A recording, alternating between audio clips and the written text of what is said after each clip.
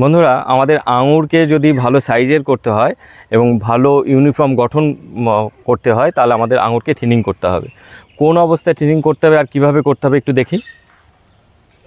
এই যেমন এই যে থোকাটা দেখুন, এর মধ্যে কিছু আঙুর আছে যেগুলো কিন্তু একই রকম সাইজের, আর কিছু আছে এরকম এই যে ছোটো ছোটো, এই ছোটো ছোটোগুলোকে আমাদের কেটে ফেলে দিতে হবে। এই আর দেখতে হবে যে একটা আঙুরের থেকে আরেকটা আঙুরের মাঝে যেন কিছুটা গ্যাপ থাকে।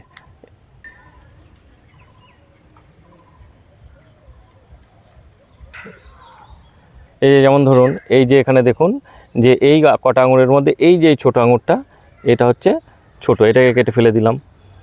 আবার দেখুন যে এইখানে দেখুন এই যে আঙুরটা ছোট, এটাকে কেটে ফেলে দিলাম।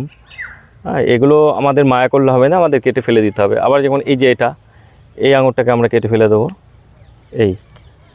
কারণ এগুলো বড় হওয়ার পরে এই গ্যাপগুলো প্রায় সব ভরাট হয়ে যাবে।